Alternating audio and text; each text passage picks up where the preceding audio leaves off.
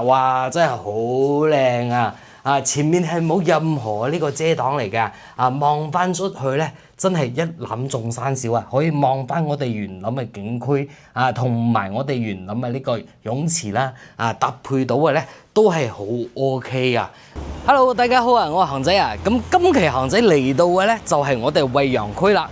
咁而家揾咗一套筍盤啦，42個方，而家賣嘅價格咧只得16.8萬就可以上會啦。咁呢個樓盤咧就叫做我哋花樣年嚟嘅，佢都係屬於呢種大樓盤嘅呢種設計㗎啦。咁大家可以望一望我哋樓盤樓下咧，衣食住行咧係樣樣齊全嘅。咁同樣啦，佢呢邊咧交通出行咧都同樣係非常之方便嘅。咁我哋對面啦就有翻我哋呢個大巴車站啦，咁都可以搭翻我哋大巴車咧，直接翻去到香港噶。咁大家可以睇翻我哋呢個街市啊，咁樓下啦有翻我哋呢個麥當勞啦，同埋我哋呢邊係呢個點心呢啲啦，全部都開業晒噶啦。同埋咧，仲有翻我哋呢邊係呢個瑞幸咖啡啦，對面有翻我哋呢個燒烤啦，同埋我哋呢個食飲呢啲咧，全部都開業晒。咁呢邊嘅街市咧係非常之旺嘅。咁而家恒仔嚟到嘅呢個時間咧，就係中午啦，好多人咧仲喺呢度瞓覺添。咁我哋諗住啦，到咗4-5點鐘咧，呢邊嘅街市咧基本上全部開業晒。咁我哋落翻樓啦，可以買餸啦，都可以落翻樓食呢啲大型嘅餐飲店啦，全部都係有埋嘅。咁同時啦，佢呢個樓盤咧，佢都係屬於呢個大盤，佢係分為5期開發。咁我哋接翻落嚟咧，要睇翻嘅咧就係佢係2期。咁2期佢建築嘅呢個年限咧係2013年嘅。咁到目前為止咧，佢只得翻13年嘅呢個樓齡嚟㗎。咁同樣啦，佢呢邊嘅呢個業主裝修咧都係好正，保養到咧都係幾唔錯下嘅。基本上咧，只需要咧執下佢，搞下呢個衛生咧，就可以直接拎包入住㗎啦。咁同時佢都係25樓，睇翻出去呢個景觀咧係冇任何呢個遮擋嚟嘅，望翻出去呢個景色真係非常之靚。咁我哋都可以達到咗一覽眾山小嘅呢種感覺啦。但係呢邊咧仲有翻個弊端喎，就係我哋翻香港啦，要搭翻我哋呢個汽車總站嘅呢個大巴。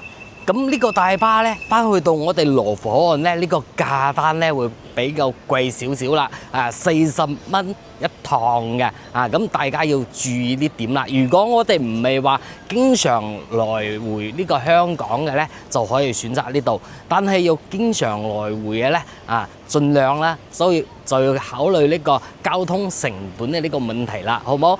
咁我哋唔講埋咁多，先帶翻大家直接睇翻我哋呢個屋苑先啦。咁而家恒仔咧就嚟到我哋呢個屋苑啦，42個方，而家賣住嘅價格咧只得16.8萬就可以上會啦。咁大家可以睇翻我哋呢個屋苑啦。咁呢個屋苑咧之前咧都係只得一個女生居住嘅，成個屋苑咧保養到咧都係非常之 OK。咁我哋買翻嚟之後咧就執下衞生，可以達到直接拎包入住啦。咁都係好 OK。呢邊呢套房嘅景觀各方面嚟講真係好掂水嘅。咁大家可以先睇翻呢個屋苑先啦。首先嚟講咧，佢呢邊咧係換咗我哋呢個防盜門嘅啦，全部都係搞好嘅。咁入翻嚟之後，到時候呢排咧可以擺放個鞋櫃啦。咁呢邊咧就可以做翻呢個客廳，擺翻啲梳化啦，呢啲都可以擺放喺呢邊嘅。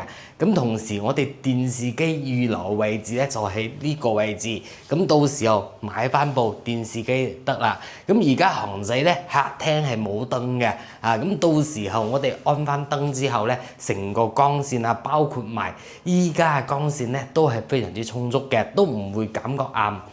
咁後邊呢塊咧，成個業主咧之前都係做翻上牆嘅呢個儲物櫃嚟嘅，成個呢種質感質素嚟講咧都係 OK， 非常之精誠嘅，都係 OK 嘅，掂水嘅。咁連接翻呢邊咧，仲有翻個小陽台啦。咁咁呢個陽台咧就唔係話好大，而家擺放嘅咧就係我哋呢邊呢個洗衣機啦，同埋我哋呢個熱水器呢啲啦，全部都係有埋嘅。呢個位置咧佢擺放嘅咧就係我哋呢個細粒嘅呢個雪櫃啦。到時候咧都係可以用翻嘅。咁再過翻嚟呢邊啦，就入翻嚟我哋呢個廚房啦喎。咁我哋呢個廚房講真嗰句咧就唔係話好大，但係呢個衛生咧到時候要自己執下。咁我哋灶頭呢啲咧都係有翻嘅，上面呢啲櫃咧都係搞好咗嘅。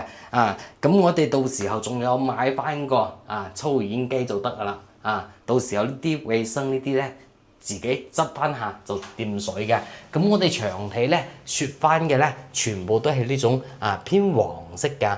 咁睇翻起身呢套屋苑咧係非常之溫馨嘅。咁再過翻嚟到啦，就係我哋呢個衛生間。咁我哋42個方做翻成呢個衛生間咧，都同樣唔細。咁馬桶啦，同埋我哋洗手台啦，同埋我哋淋浴區啦，都係屬於五臟俱全嘅啦。咁再過翻嚟到咧，就係我哋呢個房間。哇！呢個房間嘅景觀哇，真係好靚啊！前面係冇任何呢個遮擋嚟嘅。望翻出去咧，真係一覽眾山小可以望翻我哋園林嘅景區同埋我哋園林嘅呢個泳池啦。搭配到嘅咧都係好 OK 啊！咁我哋呢個房間咧同樣都唔細，而家擺放嘅咧就米5嘅呢個牆嚟嘅。咁同樣啦，我哋呢邊嘅呢個衣櫃咧，直接咧都係直接坐翻到頂呢種定置櫃。成個空間嚟講都係好大噶。咁呢套房咧就係41個方，可以坐翻成我哋咁樣呢個設計真係唔錯嘅。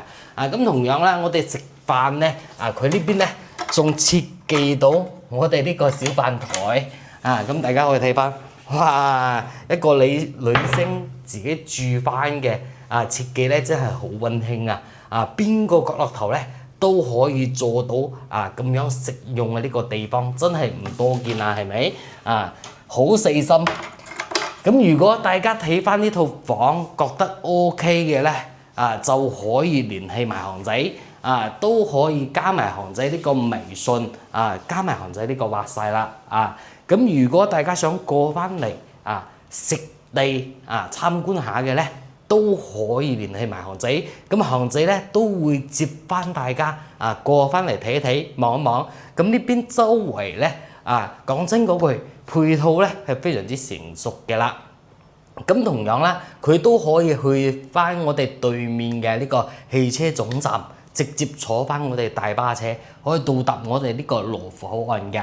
但係唯一唔足嘅咧，就係呢個大巴車，佢坐翻呢個價格咧，就會比較貴少少啦。一趟咧有40蚊雞㗎。咁大家就要記翻我哋自己呢個成本啦。咁如果大家中意嘅咧，長期住喺呢度嘅咧，平時間往返香港比較少嘅咧，就可以揀埋呢個位置。咁呢個位置嚟講咧，養老呢啲全部都係掂水嘅，完全係冇問題嘅。後邊仲有翻我哋鳳凰山，平時間上翻去爬山，周邊行翻下散下步，呢啲完全冇問題，好冇？呢期視頻同大家分享咧就到呢度啦。咁如果大家中意韓仔咧，幫韓仔點翻個關注，同時咧點翻個 like 啊！咁我哋下期再見啦，拜拜。